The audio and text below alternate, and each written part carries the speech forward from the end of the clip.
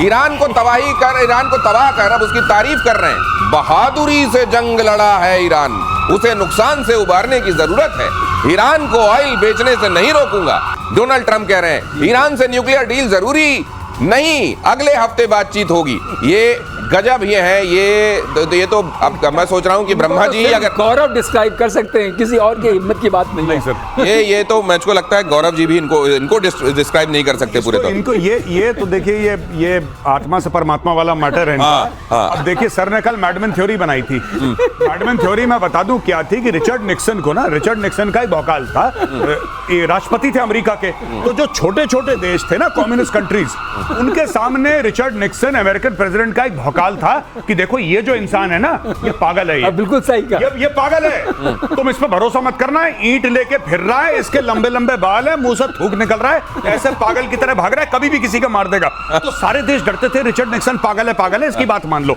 यही जो सर ने कल यही स्टोरी सर समझा रहे थे, ट्रंप का यही मैडमैन वाला सिंड्रोम है इसका। ये सबको बोल रखा है इसने इनडायरेक्टली कि भाई देखो ऐसा है कि डोनाल्ड ट्रंप की कोई गारंटी नहीं है, आदमी बिल्कुल पागल है। सर से ये किसी को ईंट लेके मार देगा, इसके मुंह से थूक निकल रहा है, कपड़े फटे, सड़क पे ऐसे घूम रहा है लंबे बाल लेके। वैसे दुनिया में इस तरह के लोगों का भी बड़ा महत्व है, इसकी बड़ी वैल्यू है। अरे भाई जो समझ में ना आए, जो अनप्रेडिक्टेबल हो, जो पढ़ा ना जा सके, ये अभी क्या करेगा, अभी जो कह रहा है वो करेगा नहीं करेगा, जो कह रहा है वो करेगा, या जो कर दिया है उस पर आगे टिकेगा नहीं टिकेगा, जिस आदमी की कोई गारंटी। सबसे बड़ी बात ये जो करेगा किसी को नहीं पता, ये कहता मुझे खुद नहीं पता मैं क्या करना। ये देखिए ना, सबसे बड़ी बात है। दिनेश, अगर आप ये प्रतिशोध नहीं कर रहे होते, हमको भी नहीं पता चलता। बात आज कल थी, कल है, और बाद में हमसे आप पूछते बताइए ऐसा क्या है। ये डोनाल्ड ट्रंप पहला कार्यकाल और डोनाल्ड ट्रंप दूसरा कार्यकाल, बीच में कोई कोर्स करके आए, मुझको लग रहा है बीच में इन्होंने कोई स्पेशल कोर्स किया है, अनप्रेडिक्टेबिलिटी वाला कोर्स, कि उसमें बने रहो पगला और दुनिया समझेगी कि भाई ये कौन है जो अब आ गया अगला। अब वैसे थ्योरी ऑफ अनसर्टेनिटी होती है, उसकी बात बाद में करेंगे। थ्योरी ऑफ अनसर्टेनिटी की भी बात होगी। प्रतिशोध में ईरान इजराइल जंग में हुए नुकसान का आंकड़ा आया है। ईरान में 610 और इजराइल में 28 लोगों की मौत हुई है। दोनों देशों ने मृतकों और घायलों की संख्या जारी की। अच्छा ये बताइए, यहाँ पे भी वो सरकारी आंकड़ा और असली आंकड़ा वाला रहता हुआ, सब कुछ सही है? ये मुझे लगता है इजराइल तो सच ही बताएगा। इजराइल डेमोक्रेसी है, इजराइल झूठ नहीं बोल सकता, क्योंकि नेतन्याहू को पार्लियामेंट में जवाब देना है। आप थोड़ा बहुत दाएं गायब कर सकते हैं, लेकिन मुझे लगता है फिगर करेक्ट है।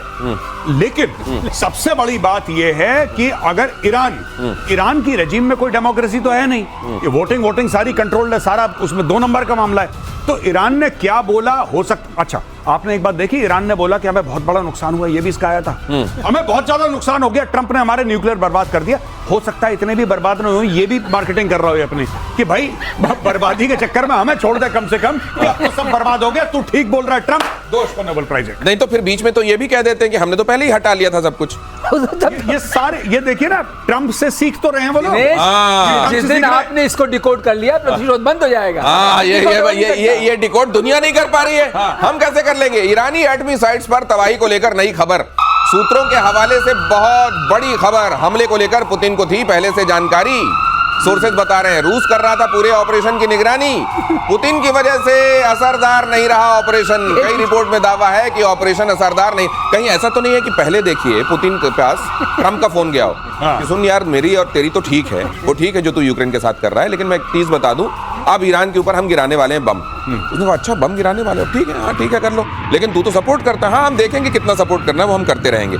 लेकिन बीच में उनको लगा हो इतनी सॉलिडेरिटी तो रखनी चाहिए कि इंफॉर्मेशन पास ऑन कर दें कि बम गिरने वाले, यूरेनियम हटा लो। इससे मैं एग्री करता हूँ। अटलांटिक के ऊपर अगर आप वाकई सीरियसली सोचिए, रशियंस के बहुत शिप्स हैं और बहुत प्रभाव है, और वहां पर वो वाला भी रडार है जिसको हम रेजोनेंस कल बता रहे थे, जो पकड़ सकता है स्टेल्थ एयरक्राफ्ट, VHF रेडार। हाँ VHF रेडार, तो वो रेडार वहां पर है। तो फिर रशियंस को अगर आप उस अटलांटिक से आए, जो रास्ता बताया गया है, ठीक है, बॉम्बर्स का रास्ता, उनको खबर क्यों नहीं हुई? तो रशियन को पता चल गया वो रेजोनेंस रेडार की वजह से। ये थ्योरी है, ये थ्योरी है। और एक और चीज दिनेश मैं आपको बताऊं, यहाँ पे रेजोनेंस रेडार हो ना हो, हमारे पास तो रेजोनेंस रेडार नहीं है यहाँ पे स्टूडियो में, कि है नहीं है, पर हम लोग भी तो यही कह रहे थे कि अमेरिका मारेगा बम। 2 × 2 = 4 तो हमको पता है ना, हमें पता, सबको ये पता था कि आज नहीं तो कल नहीं तो परसों अमेरिका बम मारेगा, इसके लिए रडार की जरूरत नहीं है, बेसिक कॉमन सेंस, ठीक है, या तो मारेगा या नहीं मारेगा।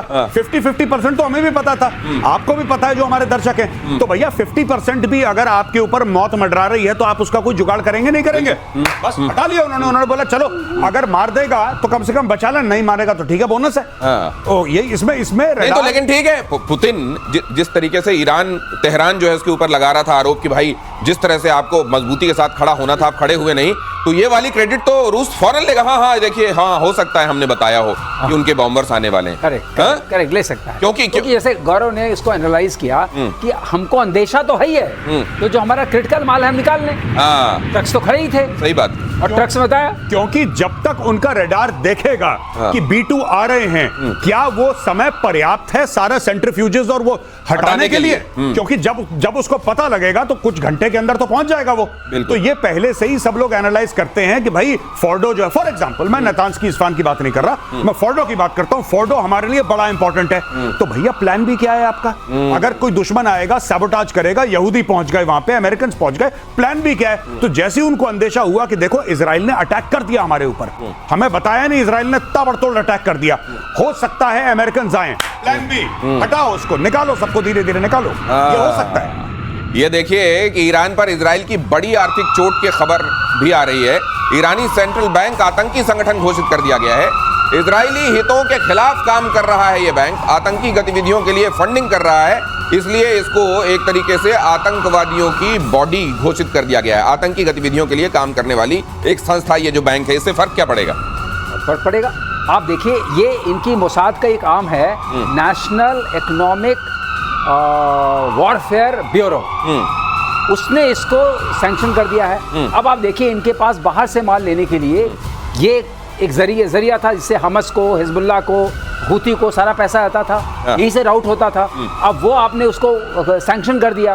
अब इसके बाद आपने इनका नोबिटेक्स जो था, इसी चैनल पर आपने बताया था कि इनके $90 मिलियन से ज्यादा जो है वो खाक कर दिए गए।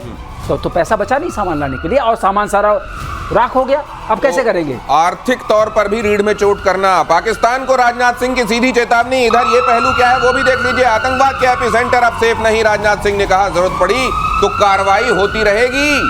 आतंकवाद को रत्ती भर बर्दाश्त नहीं करेंगे। पाकिस्तानी रक्षा मंत्री से भी नहीं मिले राजनाथ, उन्हीं के सामने पाकिस्तान को खरी खरी सुनाई, लेकिन रक्षा मंत्री की तरफ देखा भी नहीं पाकिस्तान के।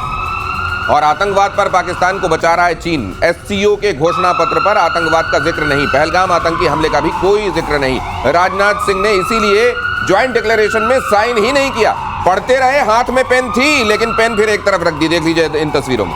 फिर जैसे ही उन्होंने देखा कि इसमें बलूचिस्तान का जिक्र तो है, लेकिन इसमें पहलगाम का जिक्र नहीं है, उन्होंने हटाओ, ज्वाइंट डिक्लेरेशन करना ही नहीं हमको। और इसकी वजह से इस बार इस बैठक में रक्षा मंत्रियों की कोई ज्वाइंट डिक्लेरेशन नहीं आ पाया। ये कितनी बड़ी बात है मेजर गौरव? ये देखिए साहब, बहुत बड़ी बात है। सबसे पहले देखिए, इसमें 2-3 चीजें हैं।